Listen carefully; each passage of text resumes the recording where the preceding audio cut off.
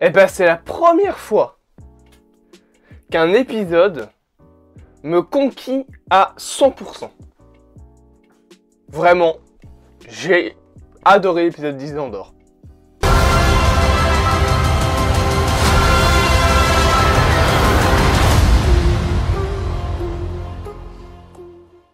Andor, épisode 10. S'il y a du bruit, c'est parce qu'il y a des travaux en bas chez moi. Comme d'habitude, déjà, deux petits disclaimers. Bien évidemment, si vous ne voulez pas être spoilé, quittez la vidéo. Et surtout, sachez que cette critique sortira peut-être vers 22-23 h. Dans le sens où aujourd'hui, il y a un autre film qui sort, qui s'appelle Black Panther Wakanda Forever. Et la critique passe avant. Le problème, c'est que ma séance est à 13 h, 13h45. Je sais que le film dure, je pense, plus de 2 heures. Donc je sais pas si je serai rentré chez moi avant 18 h. Donc voilà. Bref, petit générique, on est parti pour parler d'Andor, épisode 10.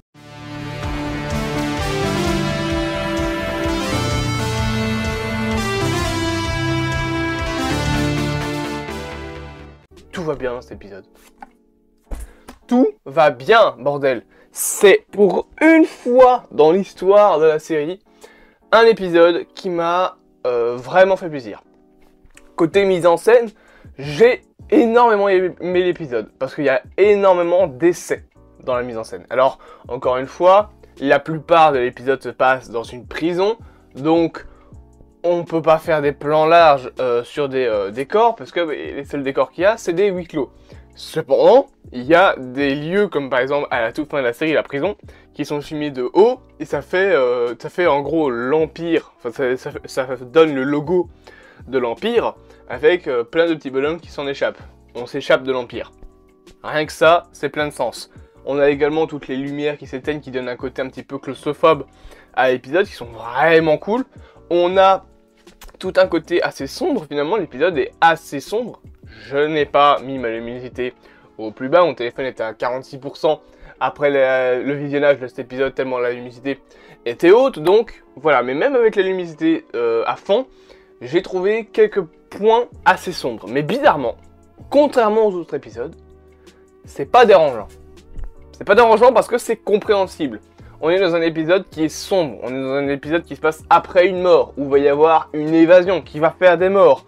On a plein de scènes qui sont très saccadantes, qui bougent beaucoup. Un petit peu filmées comme Michael Bay filmerait des Transformers finalement. On a aussi énormément de gros plans sur des détails, sur les têtes des personnages, sur les yeux des personnages, sur cette partie-là de leur corps. On a à un moment plusieurs plans séquences sur de l'eau qui passe et quand ils électrifient le sol, et ben ça tue quelqu'un. La preuve que le sol est bien électrifié et du coup cette eau-là, c'est bien évidemment l'eau qui a fait couler Andor pour foutre des courts-circuits partout et pouvoir s'échapper de la prison. Tout ça, c'est assez bien mis en scène, je trouve. Il y a vraiment des bonnes idées.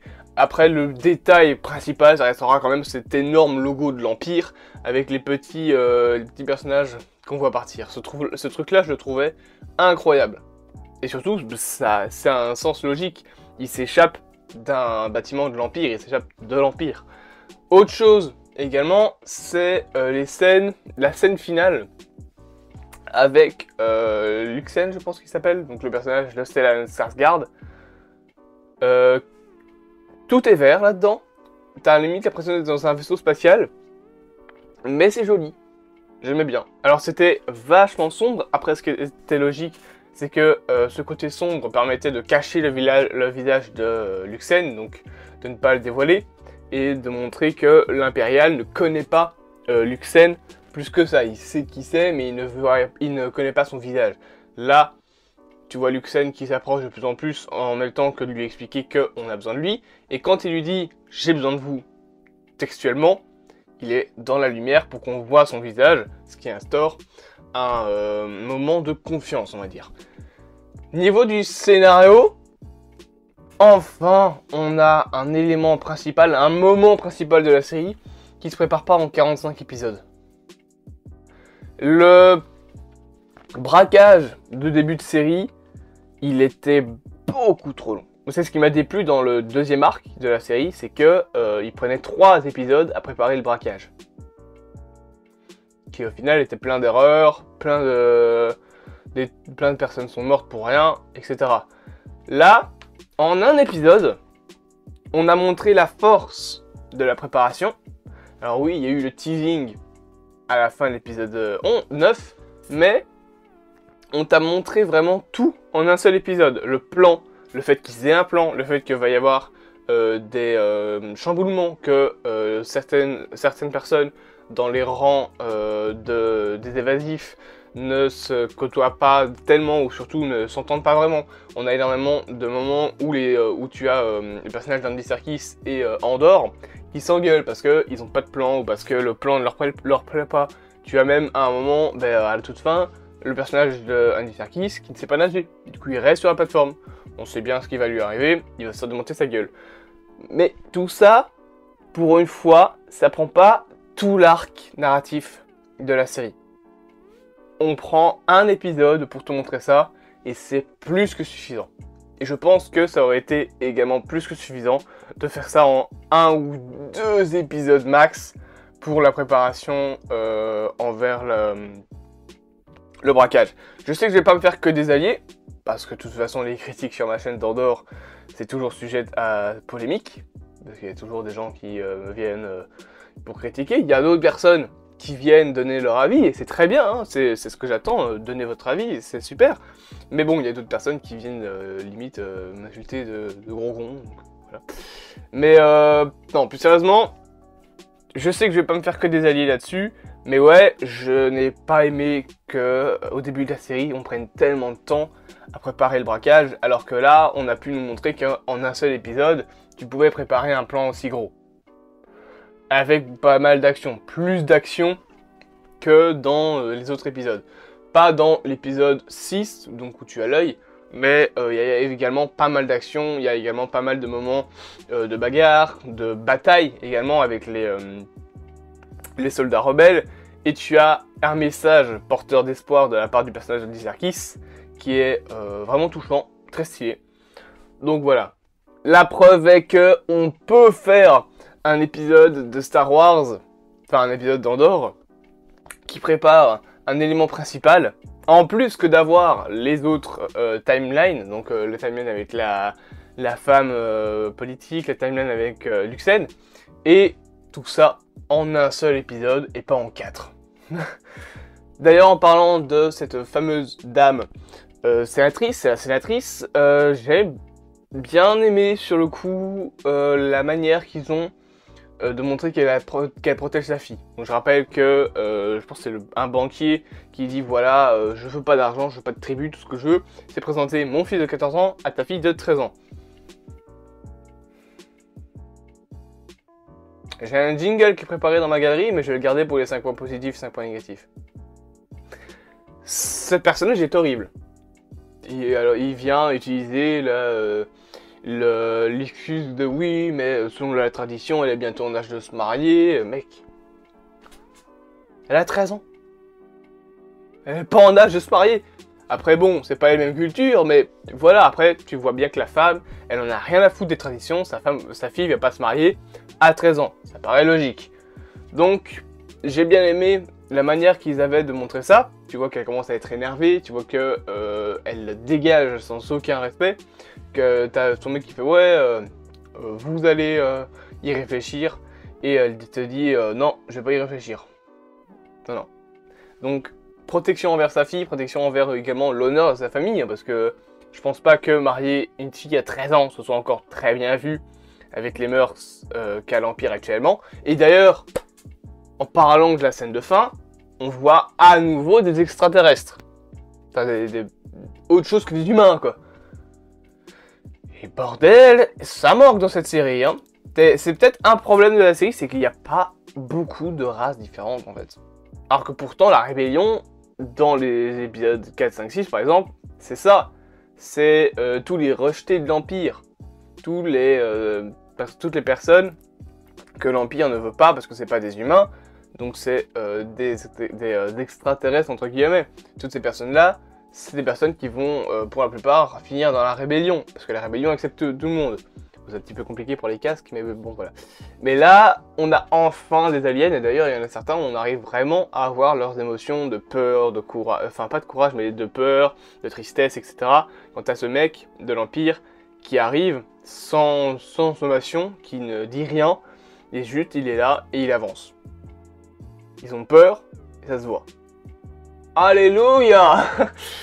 Sinon, concernant les musiques, je fais tout d'un bloc.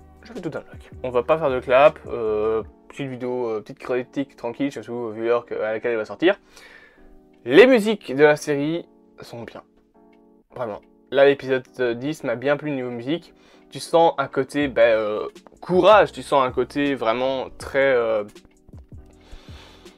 espoir en fait. Tu sens que ça y est, la prison c'est fini, ils vont revoir leur famille. Chose que je trouve très très cool. D'ailleurs, on n'en a pas parlé avec la mise en scène, mais le dernier plan où tu vois juste les pieds des anciens prisonniers et de ceux qui étaient dans la prison sur la plage, sur une plage qui est plus loin de la prison et qui fait un champ, ça montre quoi? Ça montre le ciel avec les 3 lunes.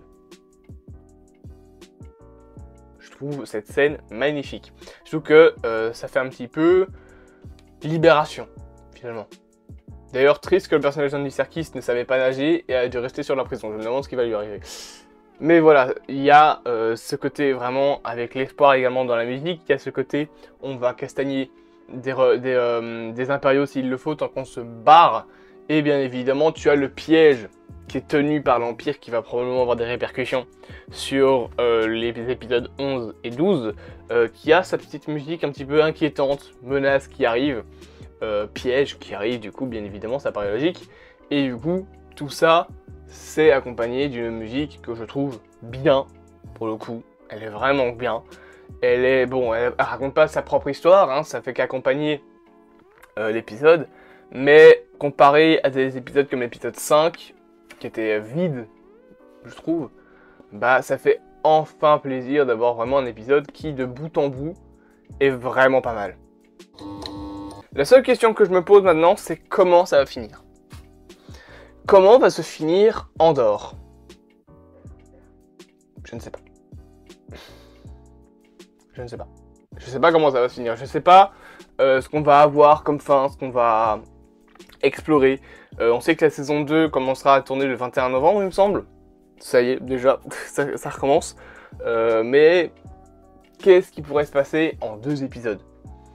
Est-ce qu'ils vont réellement réussir à terminer tous les arcs narratifs, terminer tous les enjeux en 2 épisodes, ou est-ce qu'ils vont nous laisser sur un cliffhanger de fin pour la saison 2 et nous tenir en haleine pendant potentiellement 2 ans?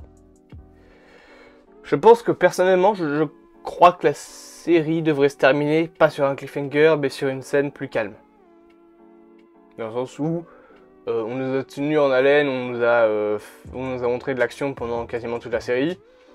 Il faut un moment de calme, surtout quand on sait que les saisons 1 et 2 seront espacées de plusieurs années, normalement.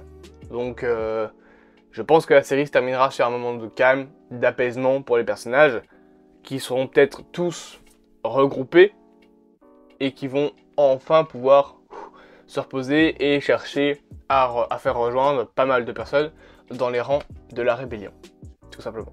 J'espère donc que cette petite critique vous aura plu. Moi, je m'en vais voir Black Panther Wakanda Forever.